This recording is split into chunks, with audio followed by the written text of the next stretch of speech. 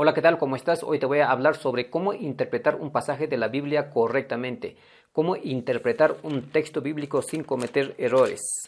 A veces queremos entender lo que realmente significa un versículo y pues se nos dificulta. También cuando queremos armar una predicación, queremos entender el verdadero significado detrás de cada versículo, detrás de cada capítulo. Así que hoy te voy a enseñar cómo hacerlo paso a paso. Este proceso consta de 3 pasos importantes. La observación es el primer paso en el estudio de la Biblia. Debemos evitar la tentación de interpretar ciertos elementos de un pasaje bíblico de inmediato.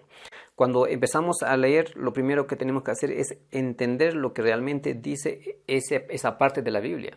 Esto hace que nos empapemos de los detalles, de los términos, de la estructura, de la forma literaria, de todo. Así que esto nos va a ayudar. Entonces el primer paso es leer, volver a leer hasta poder entender.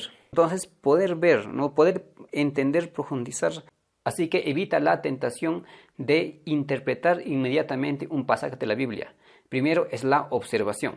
Luego de observar detalladamente las distintas partes del texto bíblico, el siguiente paso es determinar el significado. Esto es la interpretación. Mientras que la observación responde a la pregunta ¿qué dice el pasaje?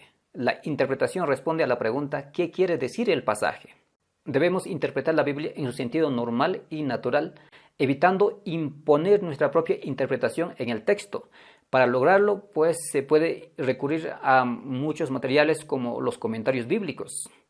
A veces tenemos ya preconcebidos ciertos significados de un texto bíblico y le damos nuestra interpretación, pero eso no es bueno.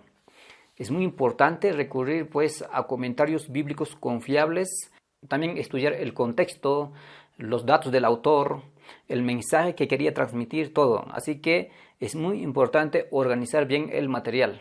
También para poder comprender el significado es importante conocer bien el Antiguo Testamento.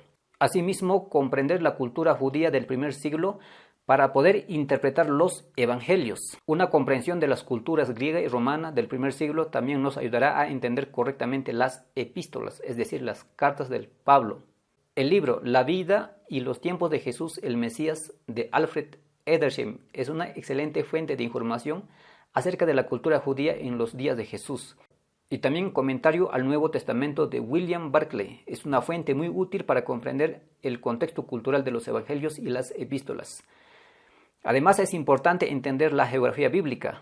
Se podría adquirir algún atlas bíblico o Biblias con mapas. El tercer paso en el estudio de la Biblia es la aplicación. Después de realizar la observación y la interpretación, llegamos a la etapa de la aplicación. La aplicación busca responder a la pregunta ¿cómo se relaciona esta verdad conmigo? ¿O cómo se relaciona esta verdad con la iglesia o con la audiencia a quien voy a predicar? Las siguientes interrogantes ayudarán a aplicar las verdades descubiertas en el estudio de la Biblia, en el texto bíblico que estamos estudiando. ¿Hay ejemplos a seguir? ¿Hay mandamientos que obedecer? ¿Hay errores que evitar? ¿Hay pecados que abandonar? ¿Hay promesas por reclamar? ¿Hay nuevos pensamientos acerca de Dios? ¿Hay nuevos conceptos? ¿Hay principios por los cuales vivir? Así que trata de encontrar estos significados en la Biblia, estas preguntas. Así que estos son los 3 pasos para que tú puedas estudiar la Biblia de manera correcta. Si estás aprendiendo, comenta aquí abajo y también suscríbete para que te pueda llegar más videos como esta, más enseñanzas, más capacitaciones, más entrenamiento para tu vida, para tu ministerio. Así que si tú quieres aprender a predicar la palabra de Dios, ve a mi canal Pastor Digital, ahí pues hablo sobre temas de la predicación, sobre cómo aprender a predicar y también sobre cómo dirigir cultos. Cuando estudias un texto bíblico, debes seguir los siguientes pasos. Lee por lo menos 5 veces para entender el contenido. Lee por lo menos 2 veces para determinar el tema y dividir el pasaje en párrafos.